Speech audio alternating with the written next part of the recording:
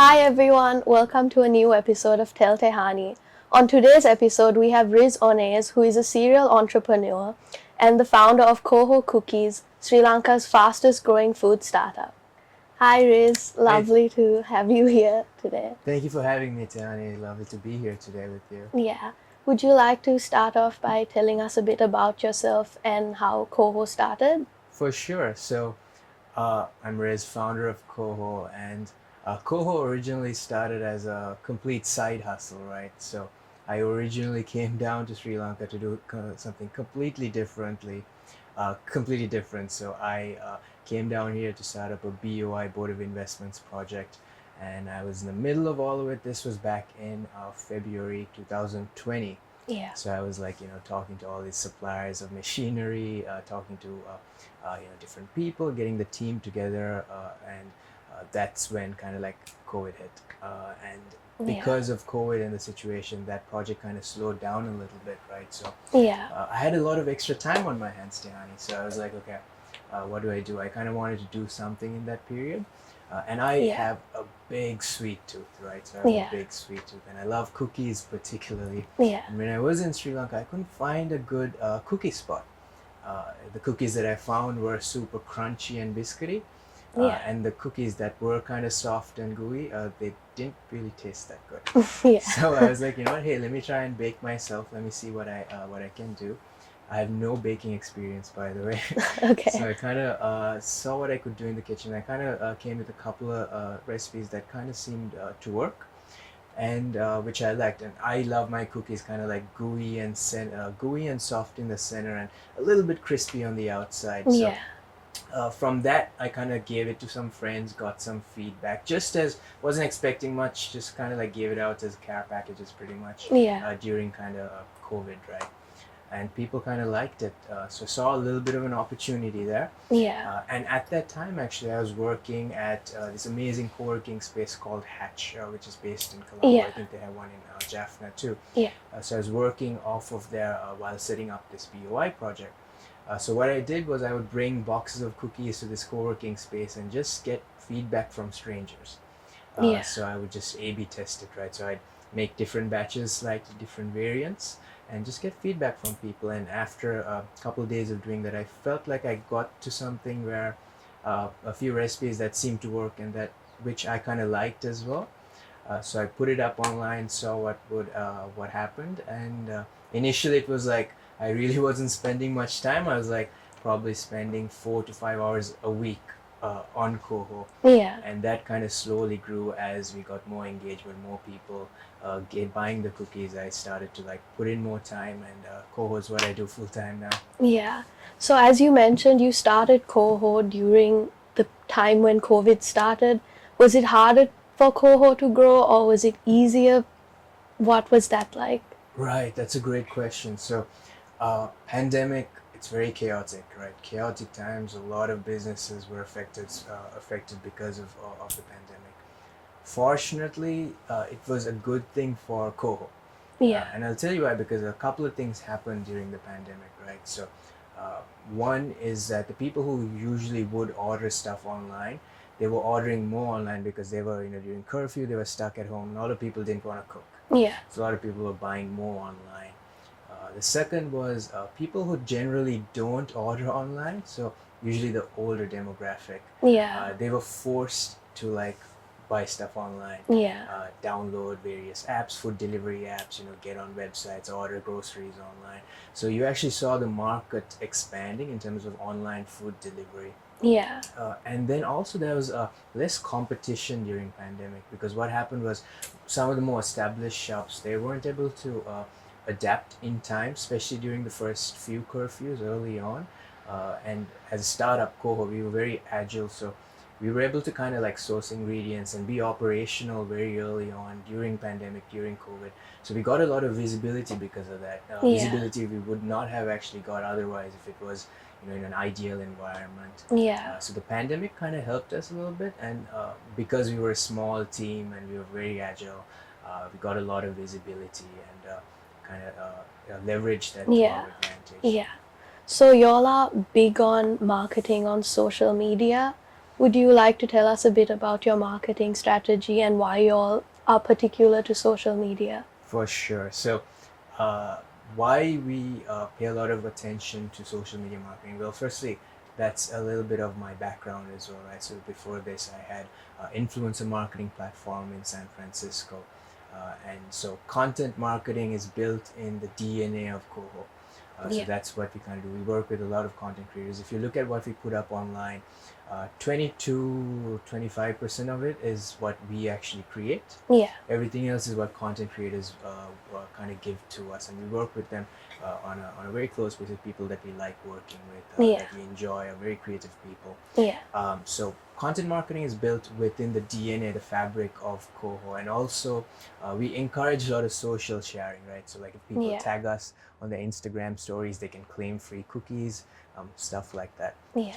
But I think a key aspect here, Tehani, is that cookies in general, the nature of the product is a very shareable product, right? Yeah. So it's not something like fashion where it's very universally loved.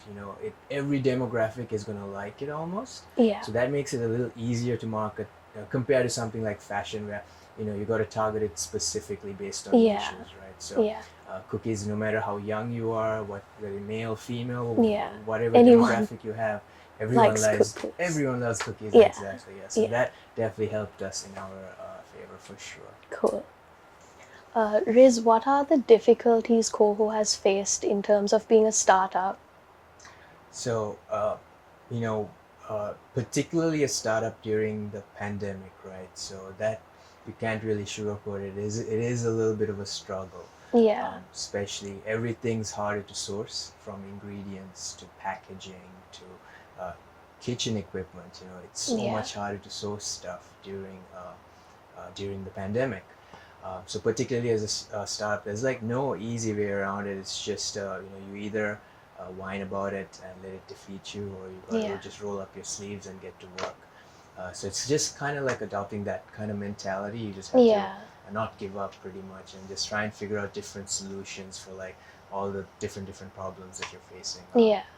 So y'all are primarily known for cookies. Are y'all planning on introducing anything new to the menu? And are y'all planning on opening up any new stores since y'all sell mostly online? For sure. So Coho is definitely known for its cookies. We also have these cookie slabs, which are highly customized, Yeah. large formats of our cookies. Yeah. But our mission and vision at Coho is to be able to deliver happiness to our customers in the form of delicious, freshly made, custom packed treats. Yeah. Right. So as long as we stick true to that kind of core value set, I think what we want to focus on, particularly in 2022, two things, right? So number one is we do want to expand our offering, right? Yeah. Right now we are known for cookies, and we do want to give a little bit of a larger variety to our customers, Yeah. for them to pick from. And number two is we want to be a little bit more precise and faster with our deliveries, especially when it comes to outside of Colombo. Yeah. So 2022 is kind of focused on just those two things, and when it comes to opening up a store, you never know what'll happen, right? So right Yeah. for 2022, we don't really have any concrete plans to open up a store. Okay. But who knows down the future. The only way you can know is just follow us on Instagram at Coho Cookies, Yeah.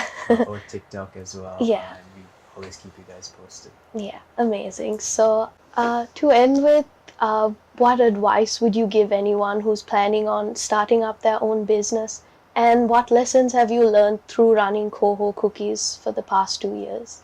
Right. Uh, so generally, I kind of stick to a core set of principles when it comes to operating a startup, or building a company, right? Yeah.